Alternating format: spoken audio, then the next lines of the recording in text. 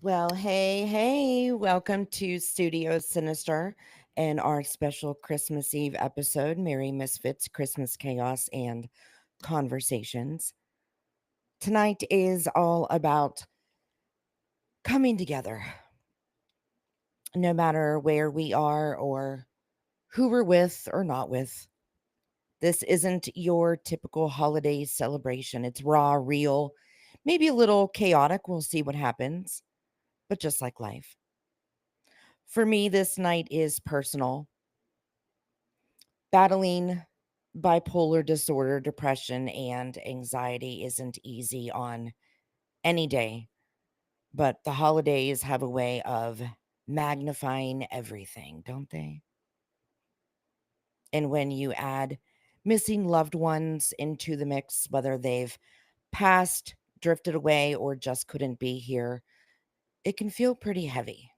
So I thought, why not flip the script? Why not turn this into a night of connection, laughter, maybe some healing? Whether you're flying solo, surrounded by family, but still feeling a little lost, or just looking for some good company, you're in the right place. So, Merry Christmas Eve, I should say, to all of you who are or will be joining me.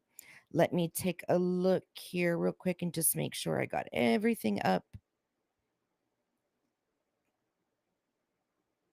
that I need to get up. All right. So I had sent out, granted, this was very spur of the moment. So I may be flying solo. Who knows? I was cleaning the kitchen a few hours ago and was like, damn, this is like the first Christmas I've been alone in a long time. Uh, my in laws weren't really too keen on our birds coming down to Florida for a trip. So I elected to stay home.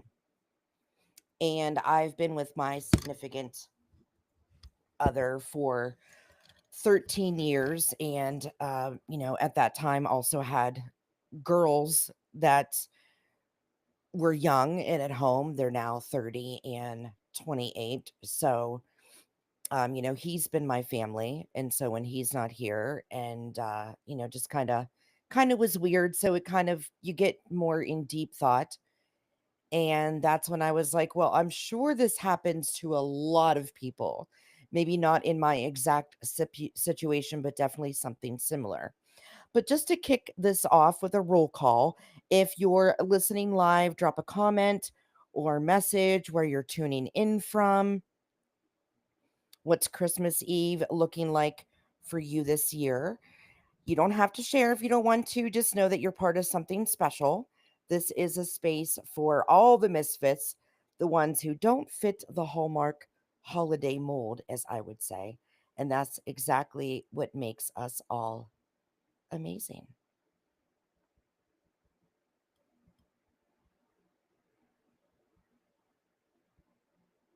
Oh, hey, Ryan.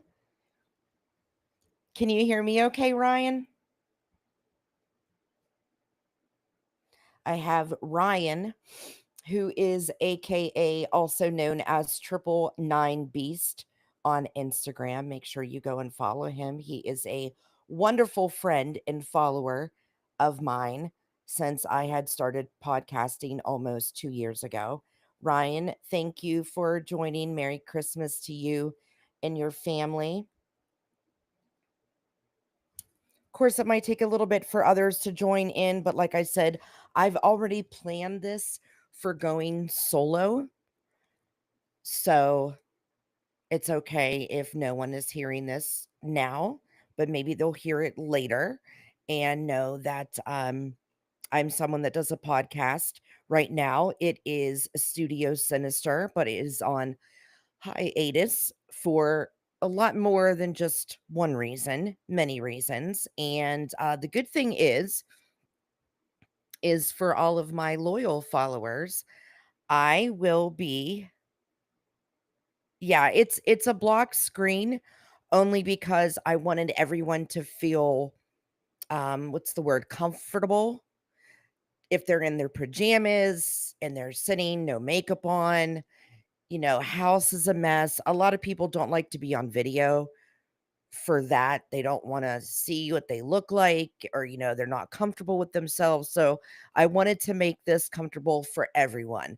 I know it takes nothing for me to throw on some makeup and be live, and I'm cool with that, but a lot of people aren't. So I wanted to make this where everyone can just join in and be themselves, because a lot of times I think too, we I think what we've seen a lot more today than any day is everyone is all about what they look like. And that's a really big thing on social media. I was actually just watching something. Let me steer to what I was going to say first. That I will be hosting a new podcast that will be starting in January. It's actually going to be completely a 180 of what I am used to doing currently with Studio Sinister. I cover the paranormal, the strange, UFOs, all of that. What I felt was more important with this new election year that has came and gone. We have a new president coming into the White House, and I don't know who all of you out there voted for. I will just say that I'm happy with our next selection. And I felt that these coming years, I want this to reflect in my podcast where I want and hope that the new president will bring us in our lives. So I'm going to start a podcast, which I am planning, and it is all in the works right now, being worked on, where it will be talking about life, maybe a little bit of politics. It will not be a political podcast, but it will involve some of society, culture, world events, social media, entertainment, everything. Because I'm hoping with my voice and others, we can make these next 4 years a lot better than we've made these last 4 years. Which, going back to what I was speaking about a few minutes ago, about how I wanted this to be just an audio only. As I was scrolling through social media just a few minutes ago before I went on live, there was a reel that came on where it was a whole bunch of women, about 8 to 10 women or so, that each had a balloon. And apparently, when a man would walk out, they would pop the balloon once he came out and started to talk about himself. And they would pop the balloon as they would go, you would think, after they let someone talk. But letting someone talk a little bit to see what their personality is. And this man came out, and every single one of those girls popped their balloon before the man even took where he was going to stand at for the segment of the reel or the show, whichever it was. And I just felt that completely horrible. The man didn't even get out, "Hi, my name is," and every single girl popped the balloon. But if that were to happen the other way around in life, do you know how upset women would be? They would be, "Oh my God, you're so shallow. You're a piece of shit. I can't believe you. You don't even know me." But yet it's so easy that we can do that to men. And I found that really disheartening. Anyway, so yeah, a little bit about my podcast that'll be coming up in January, mid-January. Cool thing about it, it will not just be me. I am going to have anywhere from 2 to 3 co-hosts at a time that will be random, meaning that one podcast episode will have me and another co-host. The next episode will have me and a different co-host. The next episode might have me in a different one, or me in the past two co-host. So I think it's going to be a lot of fun. It's going to bring a lot of different perspectives. I actually put out a legitimate ad for this because I didn't want to select anyone that I knew, because I knew everyone and I know their stances. I wanted to be able to interview some potential co hosts for this position. I wanted to ask them about some things that grab their attention in today's world and culture. I wanted to ask them questions about some things that I'm passionate about to see how they feel on it, even if it was a different perspective as mine. I am having different people of all genders, backgrounds, races be able to apply for this co-host and potentially be on it. I've selected two or three that I am pretty set on, and I think you're going to love. I became a little ill a day or two ago when I was supposed to be doing um a phone call for one of the potential ones, which he knows if he's out there and listening, I will speak to you after the holidays. I am literally sitting in bed, curled up with my birds, cuddled up with a bunch of blankets, just feeling a little better. I kind of had a little bit something going on with my stomach a couple days ago, but I think it was the whole thing of not having my husband here, and life just kind of got out of whack because he's not here. And it it really does prove to me that you can be ill without your soulmate, your significant other, because I felt like the world was just crumbling around me. I couldn't eat. I can't sleep. I haven't been going to sleep until like 2, 3 o'clock in the morning, getting up late in the morning. My schedule has been all off. So he is coming back tomorrow, which I couldn't be more happier about. And it just goes to show that, um, when years ago I didn't need anyone in my life, I do need him. He makes me more of a whole person. But there was a time in my life where I didn't want anybody, I didn't need anybody, I could care less. Um, I'd use you, abuse you, and throw you away.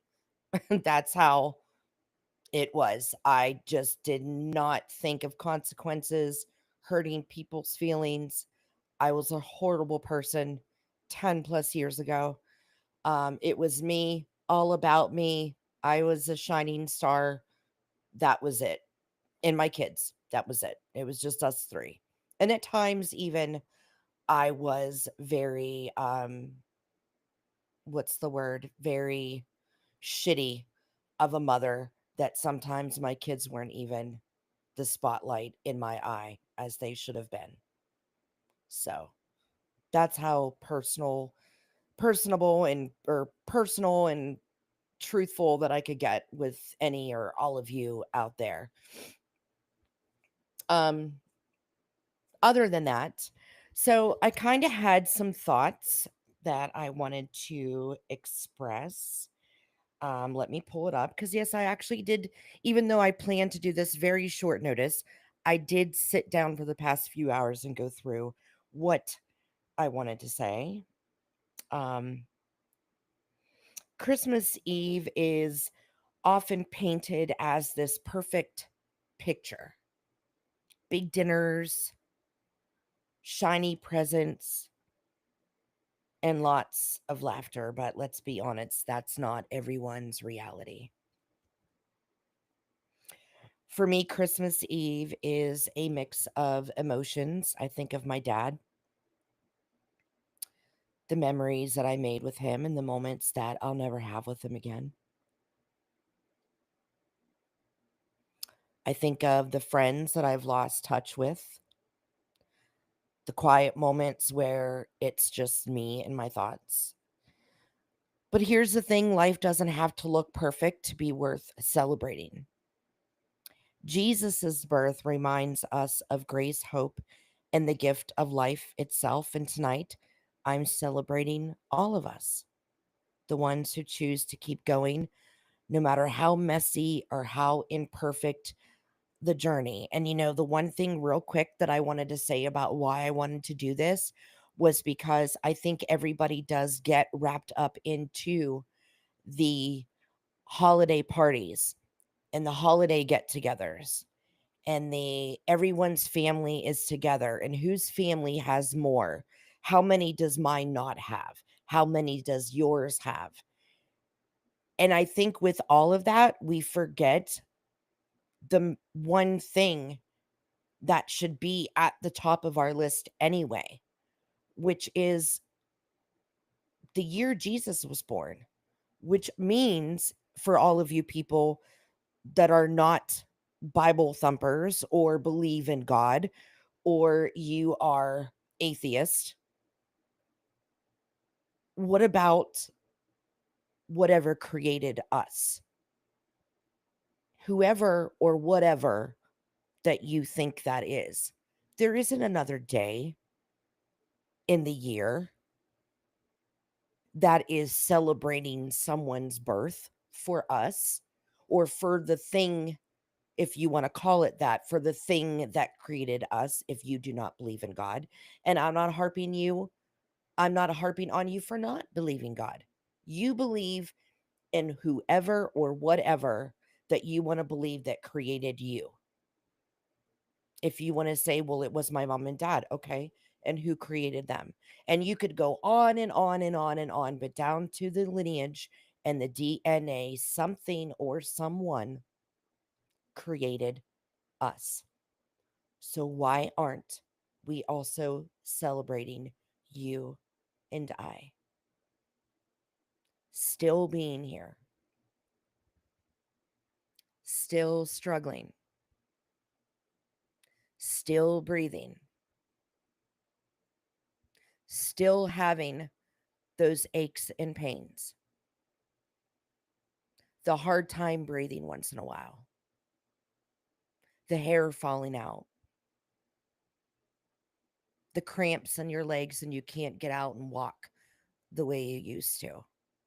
Us. God created you.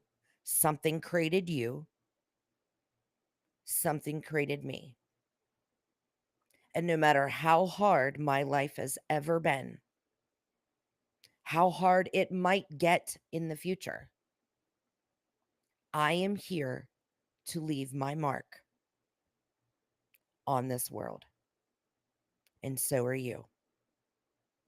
You are special. You are important. You are loved. Even if you don't think that you are loved, you are because something gave you breath to be here.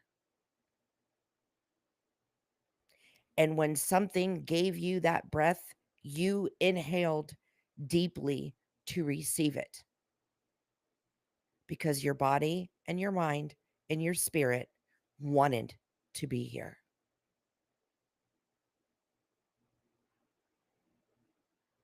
Sit on that for a second and tell me what you think about that. I know a lot of friends of mine have struggles. And as much as I all the time tell them how they're important and that they're loved and it'll get better, I know from experience it doesn't at that time that you're going through the struggles, but it does. Because I was once a disgusting, nasty drug addict. For 2 years, I became someone that I couldn't look in the mirror. I then became a homeless person for a year. I became a mother who didn't see her children for years. I didn't even know where they were.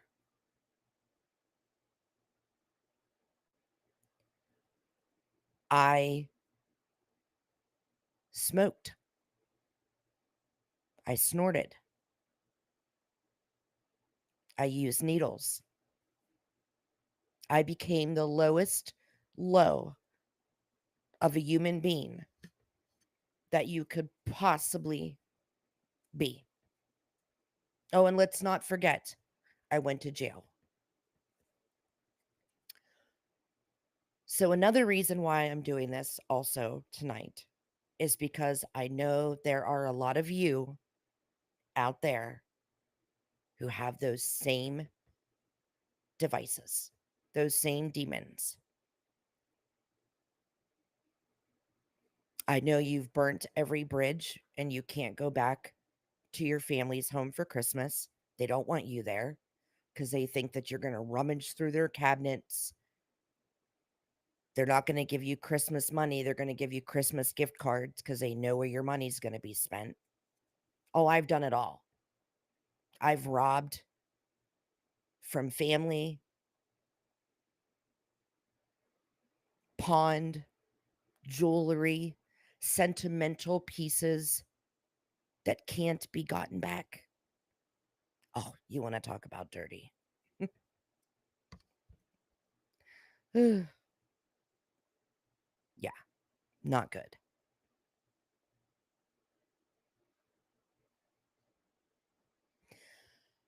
But I am here today, 4 years sober, clean, have a great relationship with my daughters, got to see my granddaughters for Christmas vacation, and I feel the happiest that I've ever been.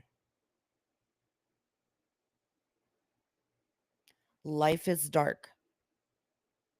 Life can get dark, very dark, in an instant. But if you know that there are others like you don't feel alone. And I'm here to tell you, you're not alone. Exactly the reason for my Yule, Yule, you're not alone for Christmas. Because we're going to ring in this time together. So, directed away from the awful talk for a little bit, Ryan said that he is with his brothers for Christmas and they are watching the movie The Scrooge with Bill Murray. Oh my God, that movie. I can remember going to see that movie in theaters with my friend at the time, family friend, Sonia. We went to go see that in the movie, and I think it was like 88, 89, 90, somewhere around there. What an amazing movie. And I actually just thought about watching that movie about a week ago. I was trying to get my list together on what movies that I want to watch for the holiday, and I always forget about that one. But thank you for reminding me. That's one I will definitely try to fall asleep to tonight, Ryan. So thank you for that.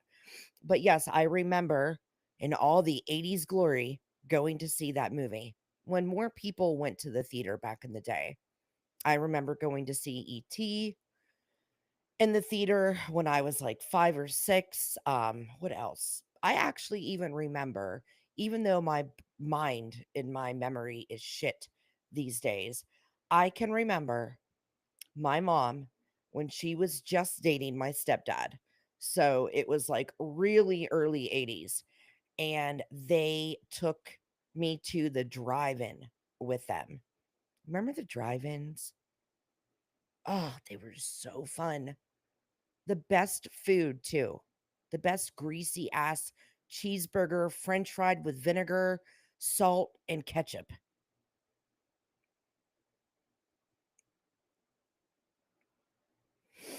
I'm just reading comments. Congratulations on your 4 years of sobriety. And I have a year and 10 months alcohol. Oh my God. Congratulations, dude. 10 months. That is a good minute for alcohol, especially because alcohol is one of those sneak up on you addictions. It snuck up on me before I became a drug addict. I possibly was an alcoholic, but I didn't, well, it's not that I didn't know it. I just didn't put it in that category. But I was single, I was loving it, I was making lots of money, had my own house, North Carolina, um, and uh why does it say that? Okay, love the memories of going to the drive-in. Oh yeah, definitely. But I was going out, like I worked car sales. So, usually you're there late, like 8, 9, 10. Well, it was like habit for me to get out of working car sales, go right next door to the bar. Cause like being a car sales woman, man, whatever, is a long day. You're there at like 7:30, 8 o'clock. Sometimes I would be there signing a deal at like 11 o'clock at night. And especially if you sign a deal at 11 o'clock at night, you're like, oh my God, I just made all this money. Sweet, let's go have a drink. So I'd go right next door, right to this little plaza right next door on Ramsey Street in Fayetteville, Lost Memories. And I'd go there and have drinks. I actually ended up becoming a bartender there after I quit selling cars. But then it just got worse when you're a bartender working at a bar, because then you're sitting there doing shots with your customers, as you should not do if you're a responsible bartender. But I was always wearing short shorts and looking really hot at the bar. So I'd always have drinks being bought for me, and I'd go back and I'd do a couple. And then you get done and you're counting your money, counting your drawer. What do? You have a drink. And of course, I can't tell you how many times I've drove drunk home, which is so irresponsible. Of course, it is. People die from that. Not saying or promoting it at all, just talking about my life. That's it. Point blank, period. No commentary needed for that part. But yeah, then it just got to where I started meeting a lot of people as a bartender. On my days off, I'd go to the bar. Then it became where it was like the one day I had off, a Sunday, would become Sunday fun day. Go to the bar at 11 in the morning, drink Bud Light all day, all night, play beer pong. So much fun. Love those days, but I truly think I was an alcoholic. I just didn't get it. I just didn't, you're one of those denial. You're like, but I'll be honest though, I didn't even think about it. I never thought about it. Like, are you becoming an alcoholic? I just was like, oh, another night partying, let's go. I just kept going and going and going until I met the man of my dreams that I'm with now. And then shit got worse. Shit got into like drugs. Now we're out of it. Slide that all. Things are better now. I don't touch a drink. I did, though, on vacation with my daughters a week ago. I had my first Cosmopolitan in like years. An old doggy. I'm not going to lie and say that it didn't feel nice, but it did. Like a little vodka, little cranberry juice, lime juice, little triple sec. You can't beat it. But I had two, ate, went home, or went to the B&B, went to bed. Didn't get drunk, anything. I can do that now. But speaking of, what was your choice of drink, Ryan, when you did drink? Were you like a beer or like a liquor drinker? It might take you a second to like text back or like message back. So, if I move on to something and then come back to it, anybody that's listening, don't think that I'm jumping around.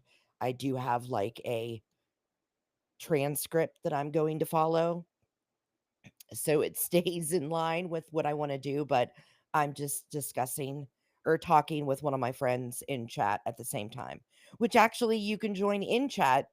So if you're listening and you can join in, please do. I would love to hear from any more of you. It would be wonderful.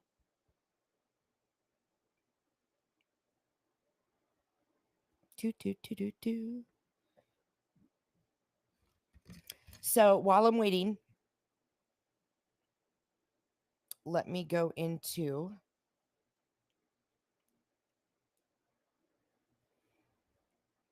So, if you're comfortable, share what's on your heart tonight. It's kind of like, I think I'm kind of doing like Delilah, but I wish there was a way for like people to call in. Well, I guess you can call in, but it would be chat in.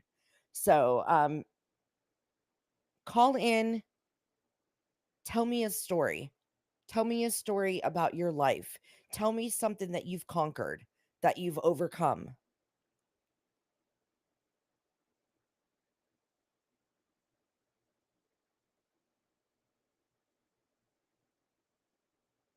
Yes, Ryan. Okay, so Ryan had said he can relate with me on the parties and drugs, and thankful this Christmas that I'm still here with you all and very grateful. He loved beer and uppers. And I think a lot of people, they go for, I think, the uppers more than the downers. And I think that because the uppers, when you're working a lot or you're a depressed person, it made you feel like Superman. That's why everybody gets addicted to like cocaine so easily. Really, cocaine doesn't even really seem like an addiction. It's more of like, cuz I could do that and then not do it the next day, not do it the next week. I would do it when I wanted to feel like on top of the world or clean my house better than I've ever cleaned it. You know what I mean? So I think a lot of people go and they get addicted to things like that for that reason. Um okay, so I was asking who are you all missing out there tonight? What's been the hardest part of the holidays for you? Or maybe even share something that made you laugh recently. This is an open space. I want to let you know, no judgment, no expectations, whether you're here to talk or just listen. You're welcome exactly as you are. But let me pull up this. So I wanted to share a couple things that I had picked out to read to you all, just to give you a different perspective if you're not one to read books. Um, I read a lot of books, more now than I ever have. Um, I always suffered with ADHD. So I was one that if you started to read like if I would start to read a book, say I would start at the beginning of the sentence, right? Okay. So if the beginning of the sentence would say, the boy started his car, by the boy word, I would be at the end of the sentence, looking at what the sentence would end on instead of reading it. So Audible has helped me a lot to be able to read slash listen to books, although I'm not physically like reading, I'm listening to the book, and I've actually been able to finish books, but I also combine them with Kindle. So if I still want to read while listening, I can do that. And I picked out a couple things that I want to read to you. Again, for people who aren't really into reading. So, The Journey by Mary Oliver, it's more something like life takes us on unexpected twists and turns, and sometimes we find ourselves navigating challenging paths. Mary Oliver's poem, The Journey, speaks to the courage it takes to break free from expectations and embrace our own unique direction. So here's an excerpt from that I picked. One day you finally knew what you had to do and began, though the voices around you kept shouting their bad advice. But little by little, as you left their voices behind, the stars began to burn through the sheets of clouds, and there was a new voice. which you slowly recognized as your own. I love that. I'm going to read it one more time just because I really want you to feel the words and think of your life, wherever you are in your life right now, how it may resonate to you. One day you finally knew what you had to do and began. Though the voices around you kept shouting their bad advice, but little by little, as you left their voices behind, the stars began to burn through the sheets of clouds, and there was a new voice which you slowly recognized as your own.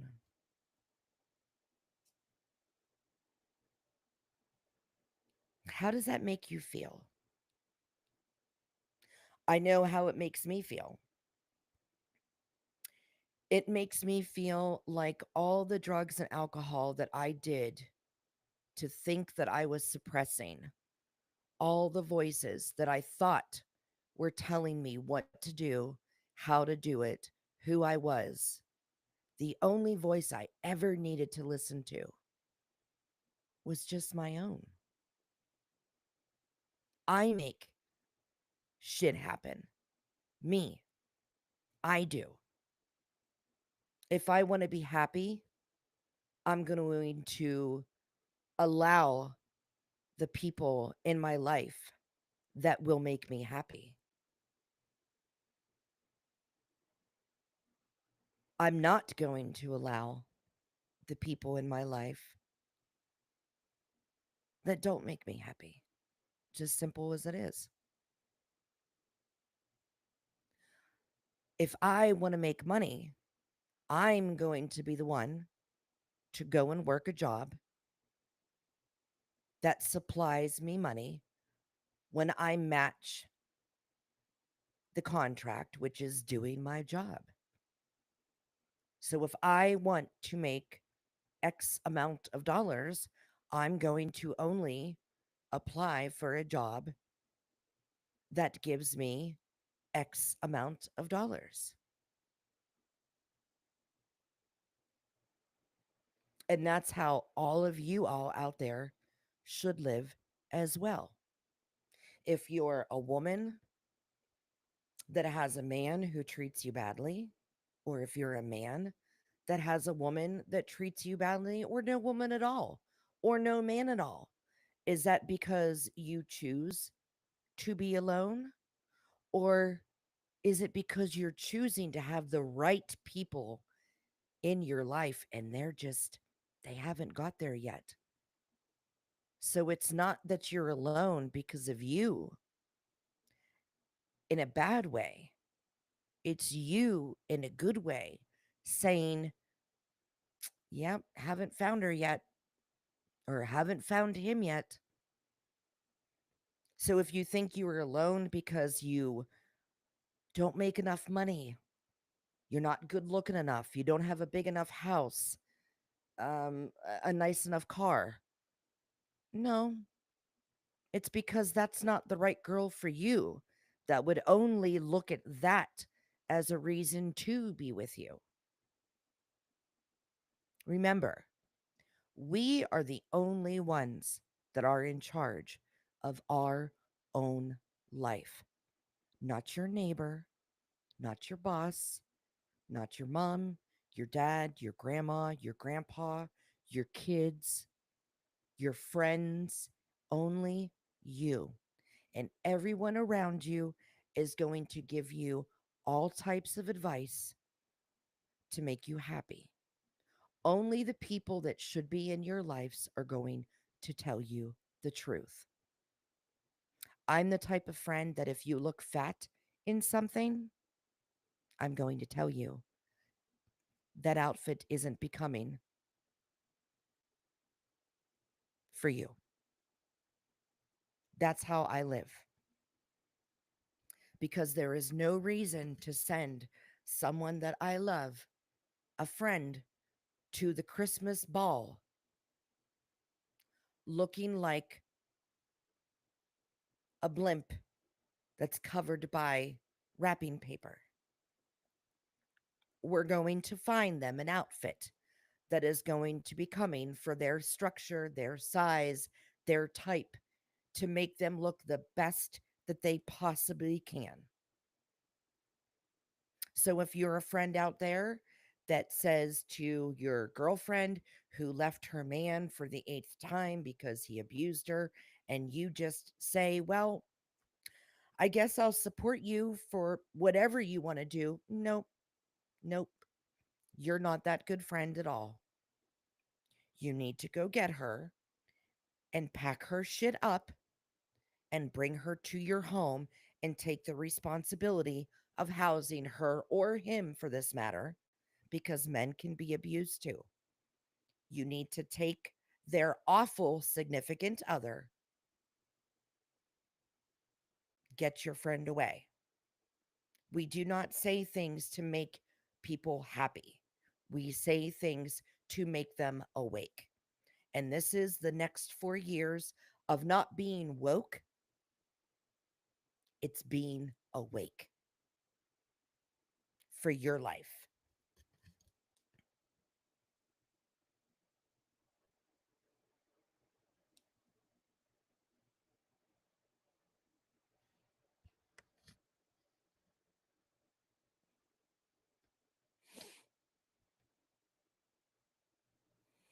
Miss a couple of friends who are not with, well, I'm sure you miss your mom, and I am sending you lots of prayers and big hug for missing your mom and your friends who aren't with you anymore. And trust me, if it wasn't for my significant other doing drugs along with me, I'm sure I would have been left. But being that we were two dead batteries that couldn't charge one another, but we stayed together through it all and are still here together today, know that, hey, we all muddy our lives up a lot of times in our life, and it isn't appealing for others. I get that. Trust me. Um, my daughters got to see my mug shots. And if you want to talk about embarrassing and muddying up the waters, that's not a good feeling at all. And I had two or three mug shots. And coming from a background where I lived my life going to the grocery stores in heels because I was like a made to do, top to bottom, always dressed up, always makeup up before I became a drug addict. You would not see me out in public with my best clothes on, my best hair, my best cat's eye winged eyeliner. Oh, but to go and see one mugshot, I had pink hair, very short, because I had a cracked out breakdown and I shaved my head. Oh, that's so embarrassing to talk about. I had hair that I have hair because I can actually say now my hair is back to the beauty that it was. I have long, natural, curly, brown, wavy locks of Italian, thick, beautiful hair. I've always been complimented on my hair. And I was doing crack and meth at the same time. Don't know what got into me. I can try to think of it very hard for you to tell you what was going through my head, but I can honestly say I don't. But it started to where I think now that I'm kind of remembering, I saw my man's what are those things? Razors, shaver, and I was like, my hair's too long, I'm going to cut it. So I cut it to my shoulders, but then it didn't look right. And so I went a little shorter. And I think what a lot of people don't know about crack and meth, a lot of times you get very, very emotional if you're addicted to it, because like when you're addicted to it as I was, you wouldn't know when you were coming down or going up. So then you just felt like you had to keep like lighting it and like smoking it. And all of a sudden I got so upset with myself that I just buzzed it all off. Yeah. So that was one mug shot. Oh my god, that's so embarrassing, dude. I think the other two I had long hair, but I looked so fucked up. It's so embarrassing. To look at it now is like it disgusts me, to tell you the truth, because as I was trying to intertwine this with the poetry that I read, all I had to do was listen to myself. And when I went to jail, um, that's the first time I could listen to myself, because when I was doing all sorts of drugs, first it was doing drugs to numb the voices of, even though I had this like outlook of I'm pretty, I'm all that, I'm this. Inside, I was, am I pretty? Am I all this? I don't know. Blah, blah, blah. So then I thought doing drugs gave me more of like this hierarchy, I guess you could say. Like I was already a bad bitch, but I thought I was like a badder bitch. And all it did was make me a cracked out meth, heroin, bald headed, shaved head, jail bad bitch. And then when I got to jail, I looked and I got, well, I should say this. When I got to jail after I got sober, which took like 7 days to go through withdraw. Well, I mean, I went through withdraw way longer than that, but for the most part, the 7 days of sleeping and the medication that they gave me to like help get it out of my system and not feel, so like fucked up, as in like the bad coming down, you're sick, the puking, the vomiting, the you can't sleep, the restless leg syndrome, all of it. When I finally started coming to and I woke up and I'm like, oh my God, I'm in jail.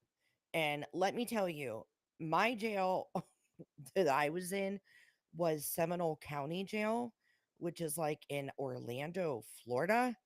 And I'm like a girl that was raised like with no stoplights in my town. So like culture shock 101 happened real flippin' quick, cuz we weren't, where I was raised, there wasn't like a lot of, there was one colored family in my town that I was raised in.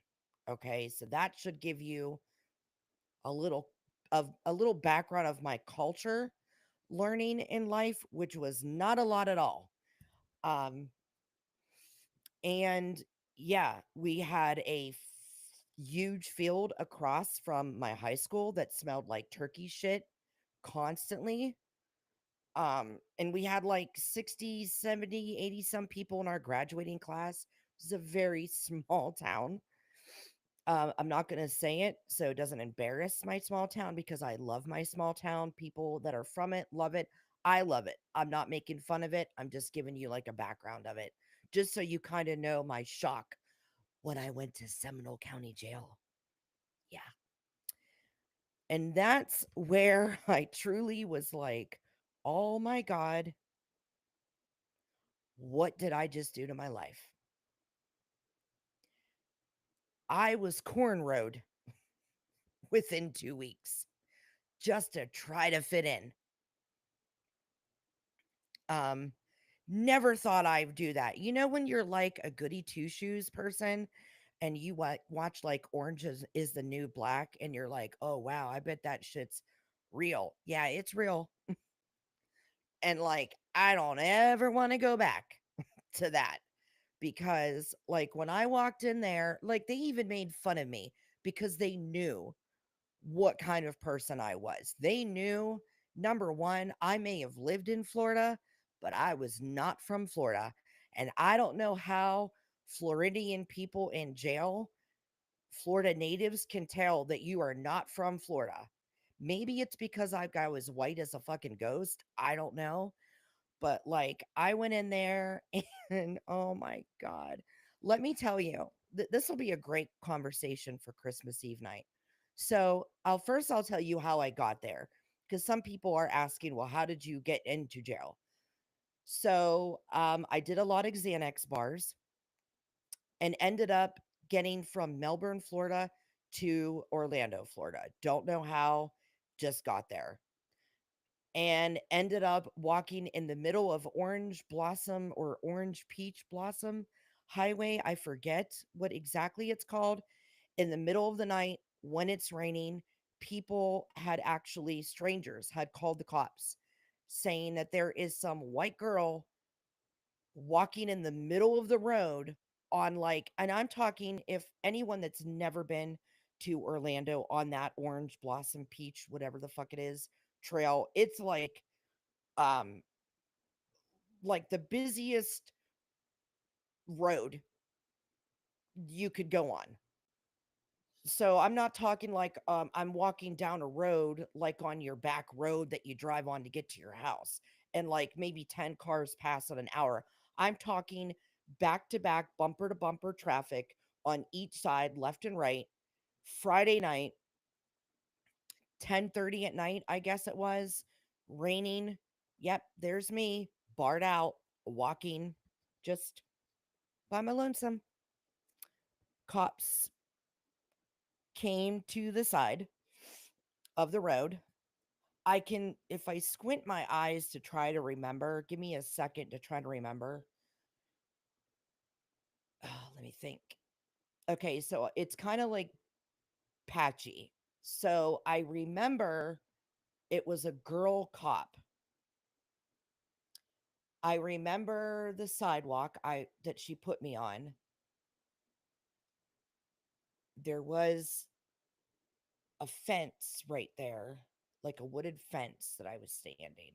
And I think I know that she patted me down, ran my name, and arrested me for, I guess, public something. I don't know. Intoxication, whatever it was. But anyway, got to the jail, patted me down. Oh dear, that was bad because I was yeah, and I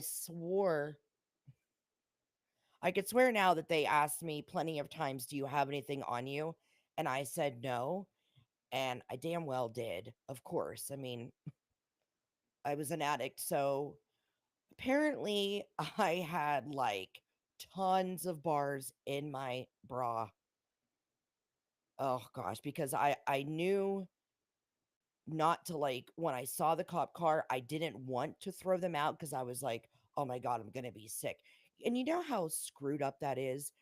That's how bad the disease is when you are an addict, that you don't know to call your family. You don't know to pay a bill. But you know, in those 30 seconds, if you're going to be picked up by a cop to try to save something so you don't get sick, how messed up is that? That is so messed up that I could go for 2 weeks without talking to my own children. But that addiction and the fact that you don't want to get sick because the sickness is so bad, like puking bile for weeks, your hair falling out, restless leg, you're cold, you're hot, you got fevers, you have diarrhea. I mean, it is not the most glorious thing of your life that you'll ever go through. But when you see a cop car and you're like, your brain's like, oh, you might go to jail. So you better stuff that shit wherever you can. So at least the time in jail, you won't be hugging a toilet so much. How did I know to do that? I don't know because I was not with it at all. But yeah, so went to jail. They patted me down and had lots of stuff. I woke up first. I remember this part. I woke up in a single cell that had no windows. It was more like a room with just a like the thing where they slide the food in, or like where you could put your hands in to like get uncuffed or cuffed. I woke up, I was in a blanket, but I was like naked. And then I beat on the door and then finally came in there like, "Oh, you're up." I'm like, "What do you mean I'm up? You've been here for like 2 days." I'm like, "What?" Oh my god. And they gave me clothes and they're like, "Get dressed and we're going to have the doctor check you out and this and that." And that's when I learned what had happened and why I'd gotten picked up. So, next thing I'm thinking is, "Oh my god, my husband doesn't know where I am. He hasn't heard from me in 2 days. Oh my god, he's freaking out." So, I get put into my first somewhat gen population place. I use the phone to call him. Oh my god, I can remember how happy I was to hear his voice and how his voice was so different. Oh my god. It like sounded like a breath of fresh air when you're sober. Even people that you love just sound so different. But yeah, went to jail, went to there, then I got put into the main part where I would stay for a month or so, and I made friends in there, of course, but you really learn how to I honestly don't know how it woke me up because there were people in there in their 60s that were still drug addicts. And I sat there and I'm like, how can these people still be drug addicts? Like, I knew in that month of what I was losing if I didn't get back to my husband, if I didn't get back to my kids, if I didn't straighten my life out. I felt like for a moment of what it was going to be like to be a loser. And I was like, I never want this fucking feeling ever in my life again. Please, dear God, help me. And I'll be honest, and to all you atheists out there, or, people who just even think aliens might have created us,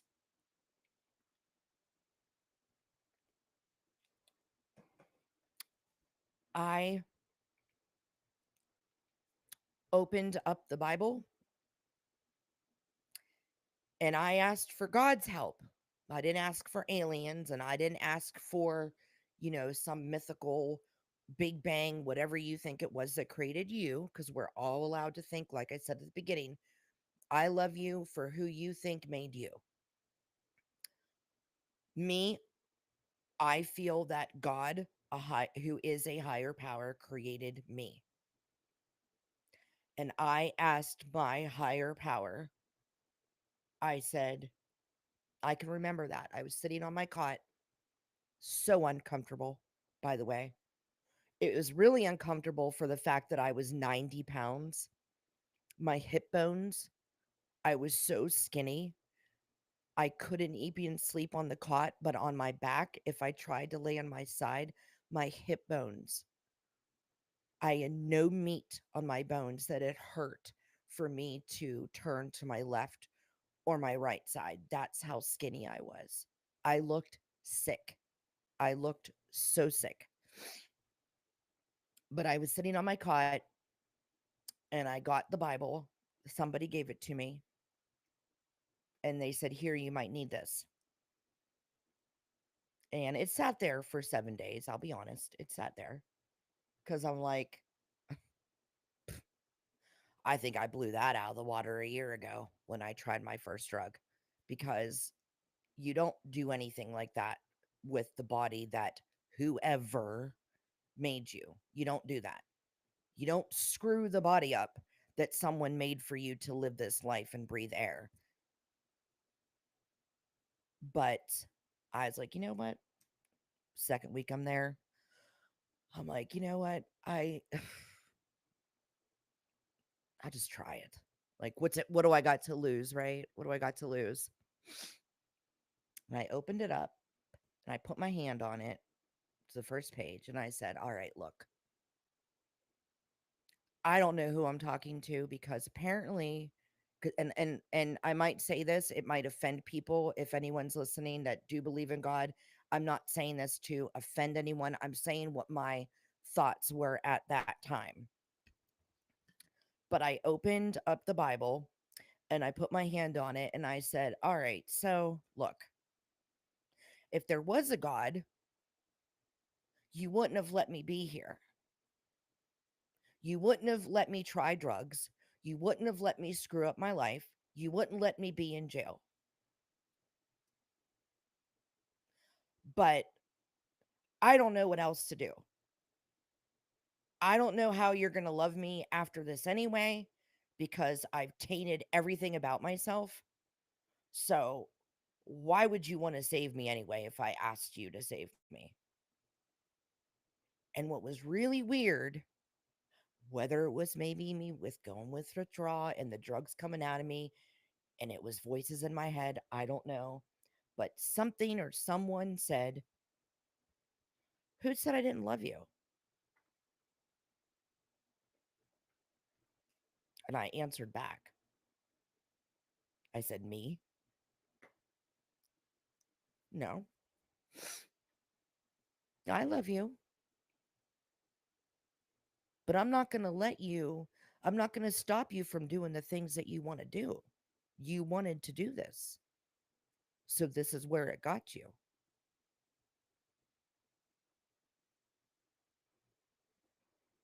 I was like,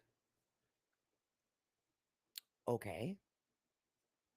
But I thought if there was a higher power, doesn't he like come in when you're getting ready to snort that line or drink that bottle or light that, like, where are they at? Where is he at? Or if for other people who don't believe in God, where's it at? Where is that higher power that's supposed to stop us? Well, we all want freedom. We talk about it daily. There's your freedom, Farah. There's your freedom. And you lived it large. But because I love you and because I know where you used to be and what your potential is, I'm going to help you out on this one. I don't condemn anything you do. In fact, I hate it, what you did. You took the body that I gave you and you almost pissed it away. Because, might I add, I overdosed 3 times. I'm not talking small overdose. I'm talking CPR, having to have someone breathe for me and punch me, smack me to wake me up. 3 times. Two I can remember. One was on cocaine, injecting it, and one was injecting heroin. Scariest times I will say that I've ever seen my husband's face. Oh, no, I can remember the other one now. The other one, I don't know what it was though. But I remember the first time I overdosed. I forget what I did. Apologize. But oh no, I remember it was heroin. And I injected it. I don't remember anything after that. I woke up to laying on a bed. My husband was on my left. My friend at the time, Heidi, was on the right, and her friend Jason was on the right. And my husband was crying. And he's like, "Oh my God, you just like died. And I brought you back." And I was like, "What happened?" And apparently, and he will never be able to tell this story because he can't get through, even starting the words for it, because it was, he said, the scariest moment of his life. And this man has been through a lot of shit. But he said, I injected, I took off the belt, I turned around, I turned back around, you're slumped in between the end table and the bed. He said, I picked you up, I put you on the bed, I heard no breathing. I started I started doing CPR. I started blowing in your mouth. I smacked your face as hard as possible and said, Farah, Farah, wake up, honey. Farah, Farah was just screaming my name. Smack, smack a couple two more times. Breathe, breathe. I woke up. The other time I can remember sitting there. I injected cocaine. Bad idea. And mind you, I had a really big tolerance.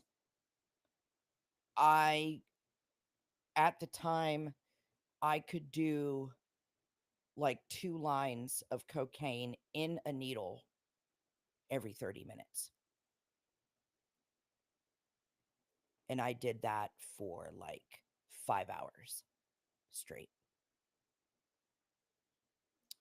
So, yeah, that was not good. Um, but my husband said, you did it, and then you stood up.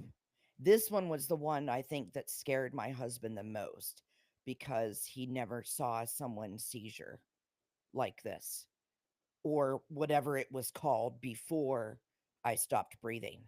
But I stood up, and he said it was like you pointed to a butterfly. You looked up to your left, put your finger in the air, and then just followed something from the right to the left with your mouth open. And we're like in awe of something. And then you just fell back on the bed and started convulsing. And I didn't know what to do. And I started breathing for you. And you just stopped, and I could hear you gargling. And then I picked you up and put you in the bathtub, turned the cold water on, and you weren't coming to this time. And he said, I started looking for a knife because I thought,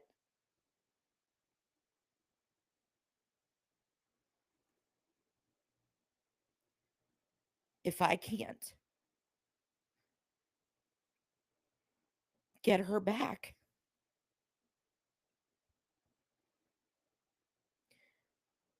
how am I going to tell her kids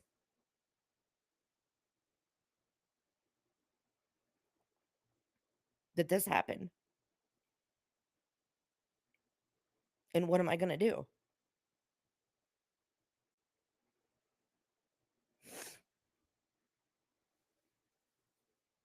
So he wanted to kill himself. He was going to slit his wrist and lay beside me, which I get it. What are you going to tell at that time, 19, 20 years old? Hey, your mom and I were doing, shots of cocaine all night and she overdosed and I couldn't revive her. Sorry.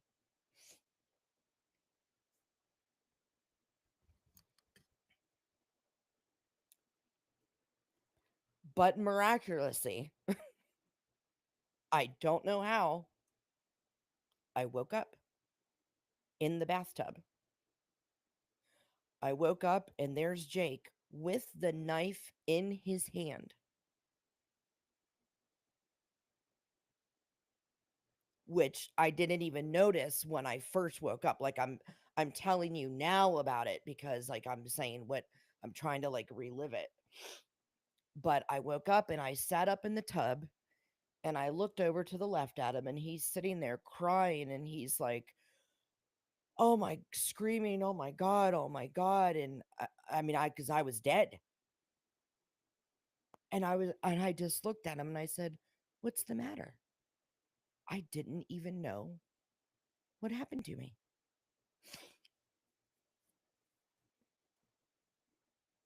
But that's the whole point of these things, these poems, these experts that I'm going to read to you, um, because even if you're someone that's never gone through what I've gone through, or someone that has and it's similar, like I was saying, all the drugs that I did to numb out the voices that were always so negative in my head. It wasn't me, though. It wasn't my voice. And being sober now, I have my voice back.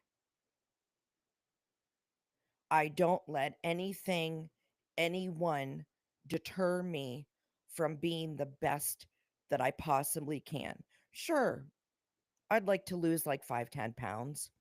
Sure, I would love to run a 5 mile marathon. Sure, I'd love to um, be able to live forever and not have aches and pains when I wake up. W- Sure, wouldn't we all? But this is what makes us you, and this is what makes us me, is our individual struggles and triumphs.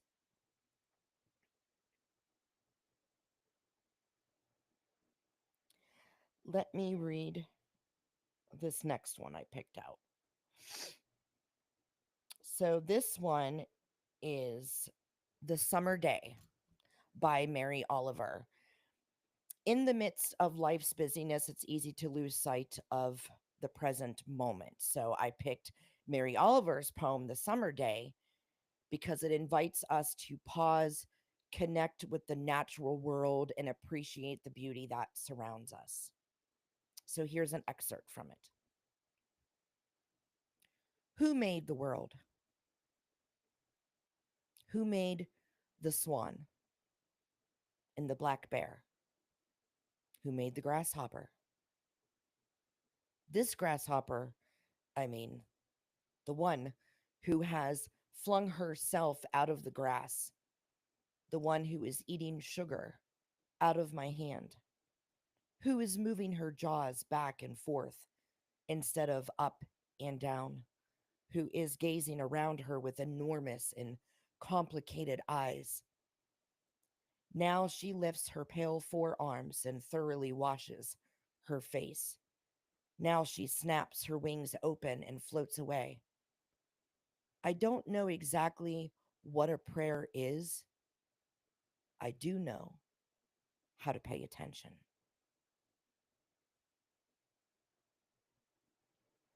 I'll read it again. Who made the world? Who made the swan and the black bear? Who made the grasshopper? This grasshopper, I mean. The one who has flung herself out of the grass, the one who is eating sugar out of my hand, who is moving her jaws back and forth instead of up and down, who is gazing around her enormous and complicated eyes. Now she lifts her pale forearms and thoroughly washes her face. Now she snaps her wings open and floats away. I don't know exactly what her prayer is. I do know how to pay attention. Here is A Song of Myself by Walt Whitman. Now, Walt Whitman's Song of Myself, it's a powerful celebration of our shared humanity.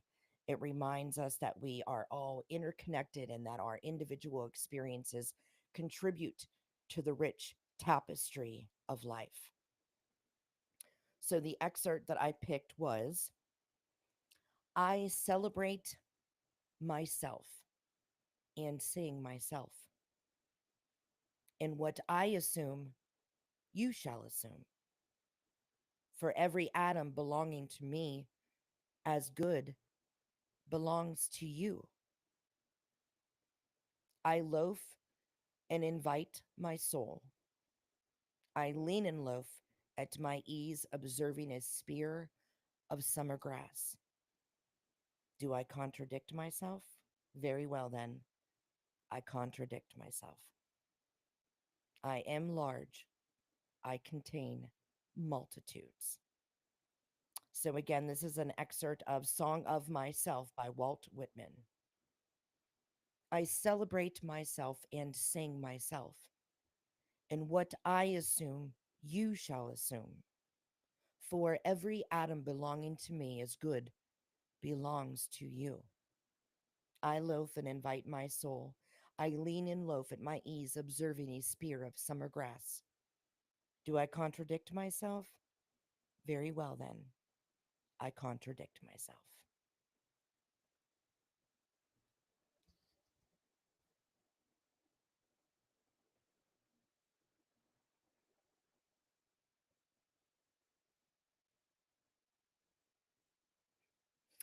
It's been awesome to have you join in me, Ryan, for this. I really appreciate it that you're messaging. Thank you.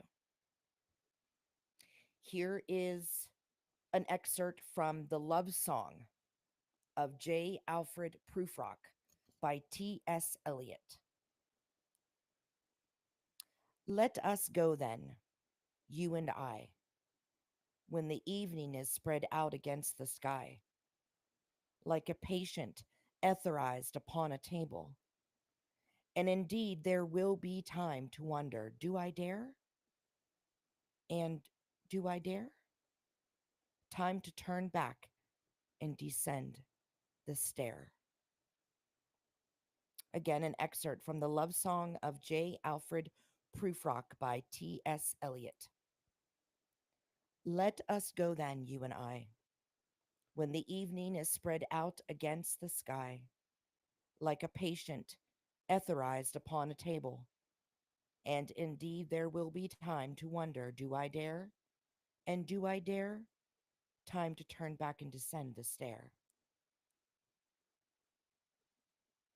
This is an excerpt by The Bell Jar by Sylvia Plath. I picked this one out for its raw and honest portrayal of mental illness. It's a powerful reminder that we need to break the stigma surrounding mental health and create space for open and compassionate conversation. So, again, this is an excerpt from The Bell Jar by Sylvia Plath. I saw my life branching out before me like the green fig tree in the story. From the tip of every branch, like a fat purple fig, a wonderful future beckoned and winked. One fig was a husband and a happy home and children, and another fig was a famous poet, and another fig was a brilliant professor. I wanted each and every one of them, but choosing one meant losing all the rest. And as I sat there, unable to decide, the figs began to wrinkle and go black, and one by one they plopped to the ground and my feet. So, again, an excerpt from The Bell Jar by Sylvia Plath. I saw my life branching out before me like the green fig tree in the story. From the tip of every branch, like a fat purple fig, a wonderful future beckoned and winked. One fig was a husband or wife, and a happy home and children or no children. And another fig was a famous poet, and another fig was a brilliant professor. I wanted each and every one of them, but choosing one meant losing all the rest. And as I sat there, unable to decide, the figs began to wrinkle and go black, and one by one, they plopped to the ground of my feet.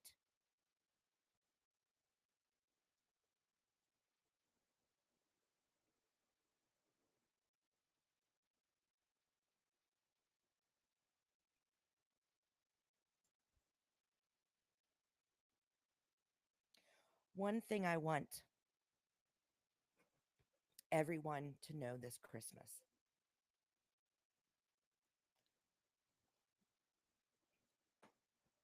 we have New Year's coming. You know why I like New Year's? Because New Year's is that do over that we get. In hindsight, of course. It's not like we can go back to birth and live our life all over again, being 5 years old, 10 years old. Will we do better in school? Will we go to college this time? Will we not? We go to the military? Will we not? Will we be this career? Will we take this career path or this one?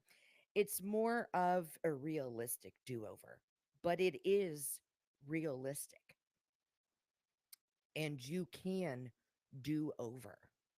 So, what you do, and I challenge this to all of anyone that's listening to this tonight, you have a week before December 31st.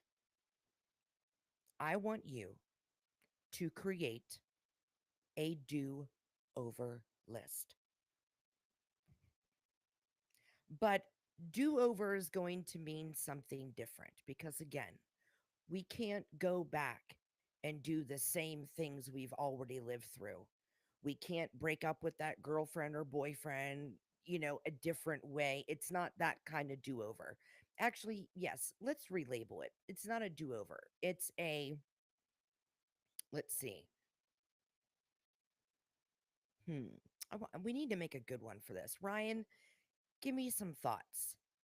Let's create this. We need to do this. This is going to be a good, we need to make this go viral. A good do over list, but not do over. What can I think? Think. How about a what I will be list? There we go. We'll start there. If anyone has any other thing to add on to it, please do so. But let's do a what I will be list because what I will do sometimes gives us unrealistic expectations. Many people say they're going to lose weight. Many people say they're going to quit their job. Many people say they're going to go to a different job.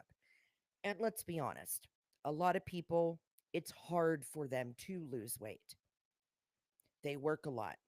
They can't go to the gym. They can't eat right. They can't quit that job yet because they haven't found something else better to take over it. So the what we will be is better to the path of what we will do. So what we will be,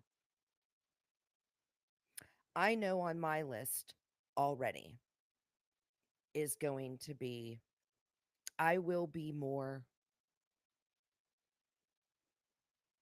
hmm, I will be more aware. I will be more hopeful.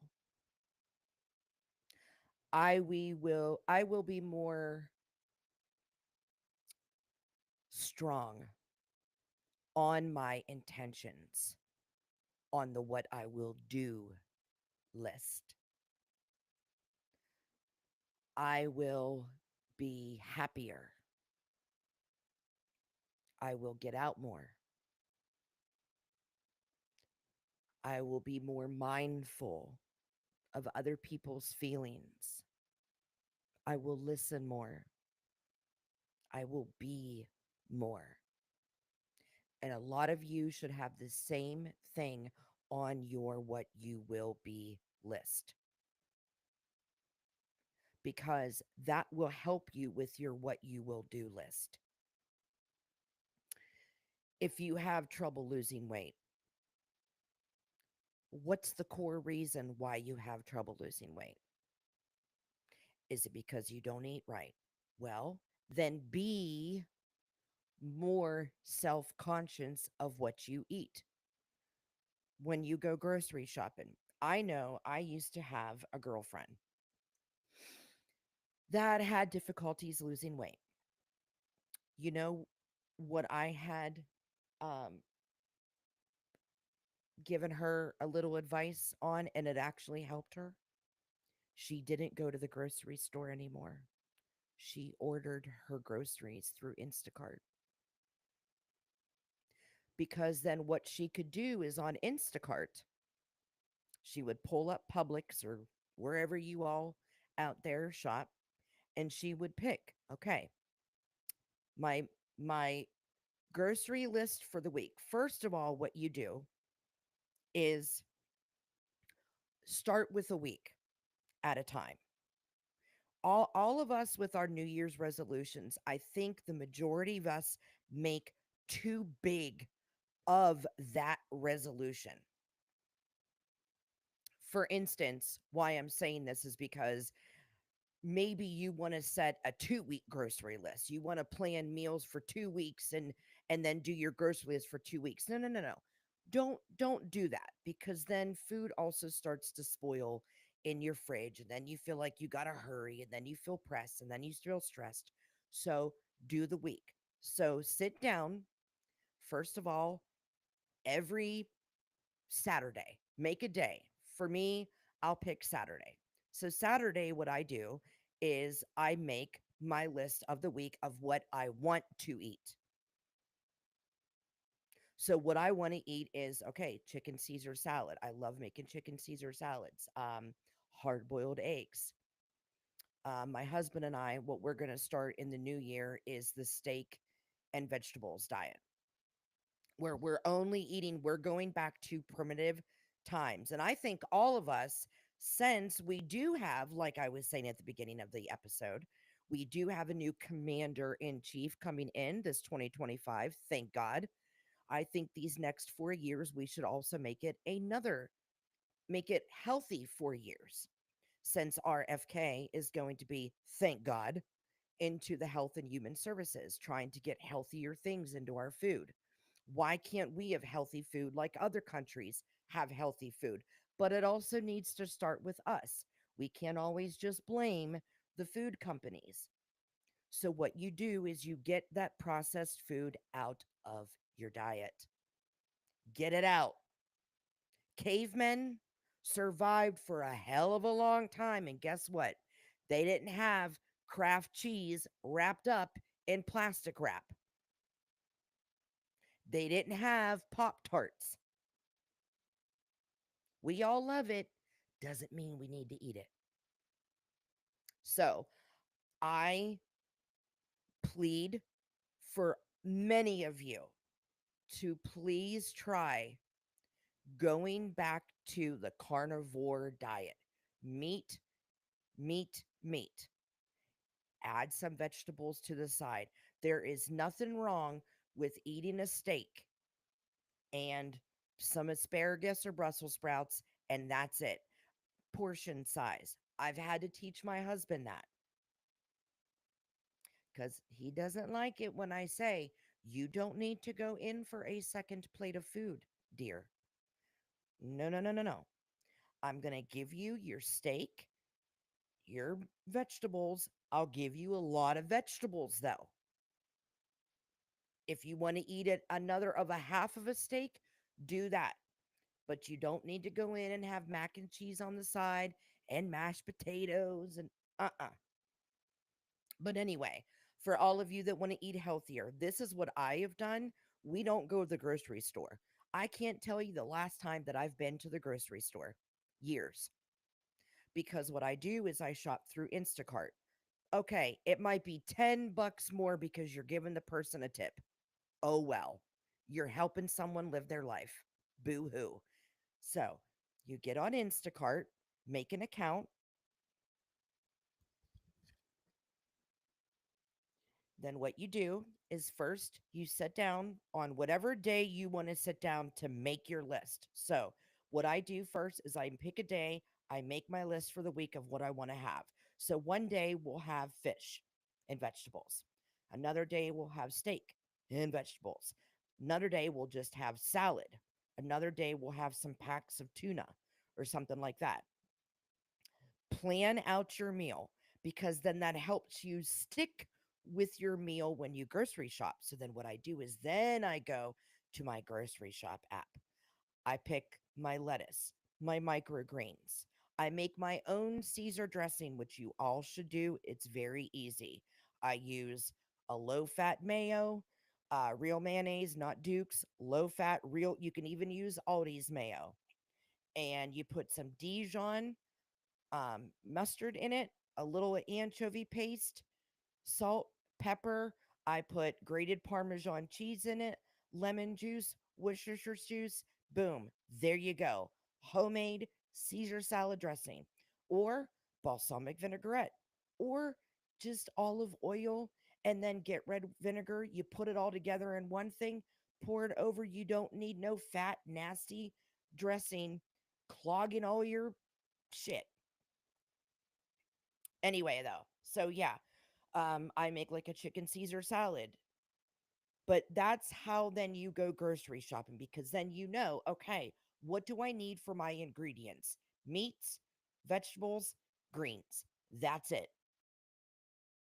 So then you're not there at the grocery store passing that Pop Tart aisle or passing whatever aisle that you have to, the soda aisle, the chips aisle. You have to physically type it up. Meat, boom, there's your meat. Lettuce, boom, there's your lettuce. Vegetables, booms. So then you have to physically type in Pop Tart to see a Pop Tart. If you don't think about it, you don't type it, you don't get it. There you go. Start week by week. Instacart delivers your groceries. Dude, we have a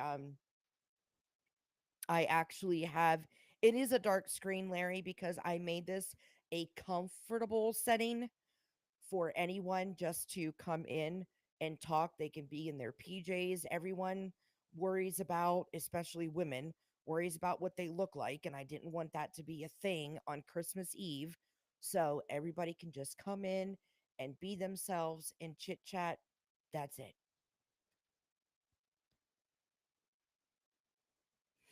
But yeah. So it's nice to see you, Larry. I love you. Merry Christmas Eve. Um, well, okay. Oh, Ryan said something. I assumed we're going to health because of invention. I don't care. Well, there you go then, Ryan. I am giving you your what I will be list for this coming year. You and I are going to do it together, and anyone else out there who wants to join. So, your work until Christmas Eve, until New Year's Eve night, is to make a what I will be list. Because, like I was saying earlier, what I will do gives us all false hope. We can all do everything, but let's be honest. It depends on money, time, energy, sick, kids, family, tons of life shit gets in the way. So we start with what I will be. When you say I will be healthier, then that means, okay, let's start one thing at a time. If I'm going to be healthier, what am I going to be? So you don't say, and I guess that's a good way of putting it. people that do these New Year's resolution where they say, I'm going to lose 20 pounds. That works for some people. Some people, if they don't start seeing that weight come off within the first month, they feel like they're doing something wrong. And that's not, and it's not right. You're not doing anything wrong. It's just not the time. So we don't want to put a time limit on. So we're just going to say we're going to be healthier for 2025. That in turns to eating better, which will then, as you know, make you healthier and lose weight. Lose weight can contribute to health problems. My dad, my stepdad, I call him my dad. He's passed. He's the one I always talk about. He was, oh boy, at his largest, he was 420 pounds when he got on the operating table to have his gastric bypass years and years ago. My dad was raised above a bar. They owned the Kish Hotel, which was around in the 60s, 70s, and 80s, one of the biggest country music Western venues in Pennsylvania, in Western Pennsylvania. All I got to meet Barbara Mandrell, Kenny Rogers, Alabama used to be there. So many top names in country Western history. But anyway, they lived above this bar in this huge apartment. It had like, I mean, it was the length of like the 3,000 square foot bar. It was huge. But when you live above a bar, what happens? You go downstairs when you cook, you want to fry up some food. So my dad was raised on oily, greasy foods and alcohol. He was 6'4" at his tallest. He was a big MRFer. He used to bounce at the bar that his parents owned. It was a huge bar. It was a bar, and then you went like it was a bar. It was a go-go dancer back or go-go place back in the 60s and 70s. And then you'd walk through the bar and you'd go back, and there was this huge, like 5,000 foot like concert venue. My parents used it for their wedding reception because it was fucking enormous. And it even had a kitchen, like a full restaurant and kitchen back there. So, yeah, my dad was a big boy. That's why he bounced at the bar. But then when, he met my mom, of course it's be healthy and have kids and all that kind of shit. But anyway, but yeah. So my dad had problems with cholesterol, heart, everything. If you eat better, you're going to feel better.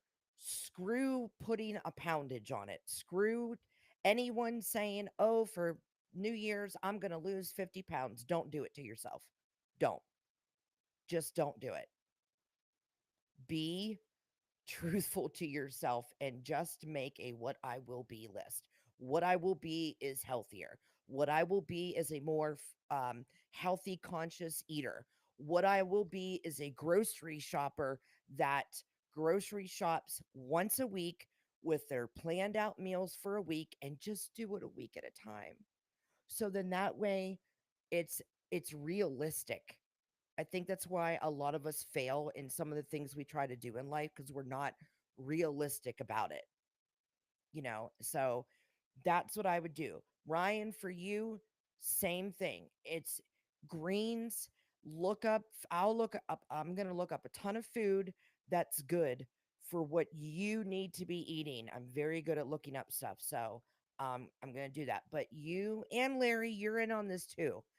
I want you to make a list for New Year's Eve to share of what you're going to be this 2025 because we're all going to be something better. And anyone that's out there that's listening to this, make your list. I want to know what you're going to be this 2025. This world is going to be healthier. And remember what I said also at the beginning of the episode. It's not going to be what anymore? Woke anymore. we're going to be awake. Awake.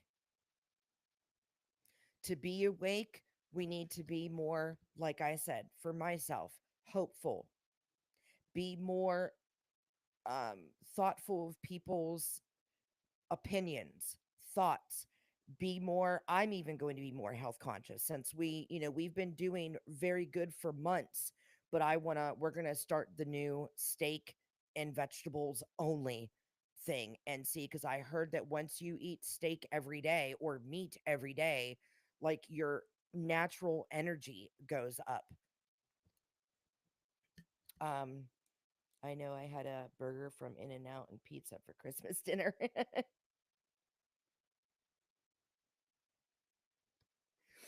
I've never had an In and Out burger. I heard those were really good. But yeah, if you can eat like meat every day and vegetables, I mean, we got to get away from all the Do you know like what they actually use to color the shit that they put in our food, like the reds and the yellows? Crushed up bugs. Like they're making us eat bugs, people. Come on. Get away from your Pop Tarts and your Fruit Loops and all that dumb shit and make your kids definitely eat better. It's really, really embarrassing of the United States of America that when I was younger was known as the strongest country in the world when 70% of our male population cannot go to the military. Like they don't, what's the word? They don't, they can't be in it because they don't match what they need. That's bad. I remember having gym class, and boys in the 90s were strong. They were fit. They ran. They did work. You saw kids at home doing chores. Not this bullshit of these kids today where they're like, "What? You want me to clean my room? No. What? You're taking my phone? Fuck you." Like, this has just gotten So, parents that want to give their kids something because they like it, yeah, you're not helping the population at all. And we're all going to die because, like, kids, I've never seen young adolescent men be so skinny and scrawny and puny in my life ever. Uh, it's it blows my mind. When I was in high school, men were big, they were buff, they didn't even have to work out. They looked like working on the farm men all the time because they ate good at home, they had a good family structure, there was a little bit of religion in the house. I mean, if any religion, it was a paddle with your name on it. And if you didn't square up, like your dad was going to beat the shit out of you. And there was no call in CPS. Like, and today it's like, well, my feelings are hurt. Get over it. Thank God we're going to become awake in 2025. I'm excited. I don't know about you all, but I'm freaking excited.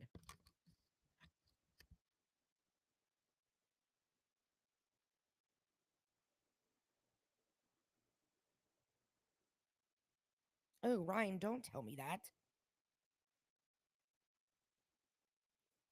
See, and I can't tell on this Riverside, I can't tell how many people are actually listening because it doesn't show me a thing. It only shows me, if you guys chat in on YouTube. That's all it shows me. But I didn't, I like I said, it was like so spur of the moment, and